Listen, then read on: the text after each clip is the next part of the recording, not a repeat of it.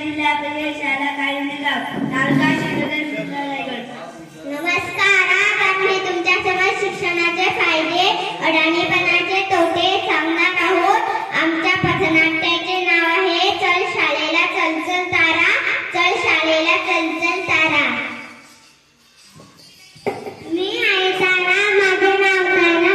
आज काही मंगळवार लायब्ररीचे पैसे आले असतील, जायला मी बाबा म्हणल्या महाराष्ट्र बँकेत।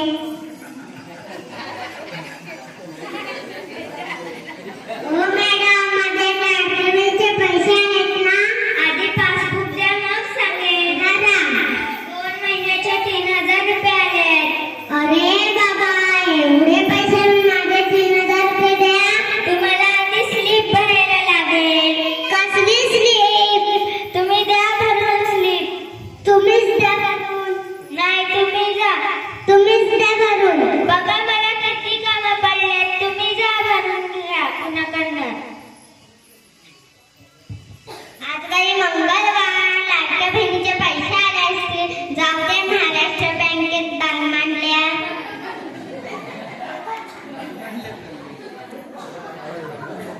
काय गं गंगा, झोपली कशी? लाडक्या बहिणीचे पैसे नाही आले।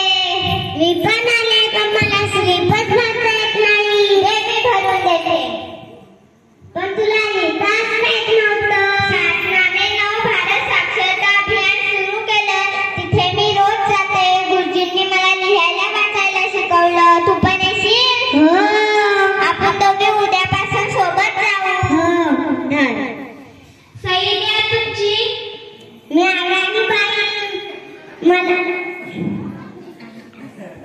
मला सही बी येत नाही, मी अंगठा देते। तुमची सही द्या। अगं तारे, हिला बघ, पहिलं वाचायला लिहायला जमत नव्हतं, चोरी केलाय, त्याच्यामध्ये तू रोज जा। हो, पण पैसे लागतात का? नाही, फक्त आपल्या गुरुजींना सांगायचं तुम्ही शिकवाल का। मला घेतील का? हो, घेतील। चालेल मग। तर मंडळी, सर्वांनी शिक्षण घ्यायला पाहिजे। शिक्षणामुळे आपल्याला नोकरी लागते। बघा आता ह्या ताराची किती हालत झाली, तशी तुमची हालत नका करू। तुम्ही पण शिक्षण घ्या। बघा माझी किती हालत झाली। गंगा आले नसते तर मला पैसेच भेटले नसते। मुलींनी पण शिकून खूप प्रगत केले, तुम्ही पण शिकून खूप प्रगत करा।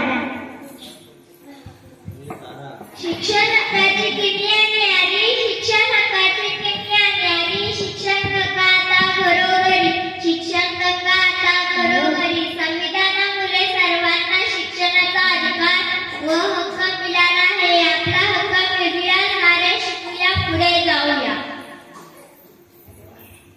नमस्कार मंडळी, सर्वांनी दररोज सर्वांनी लक्षात ठेवा की एक स्त्री शिकली तर सारे कुटुंब शिक्षित होते। नमस्कार, मी रोज शाळेत जाते। सरांनी दिलेला अभ्यास वेळेवर पूर्ण करते। मला लिहायला वाचायला खूप आवडते। मी मोठी होऊन मॅडम बनणार। नमस्कार, मी शिकणार आणि घरच्यांना शिकवणार।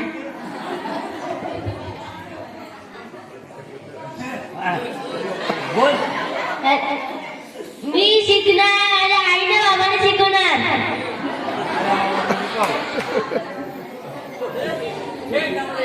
दिवा आला तर ज्ञानाचा विकास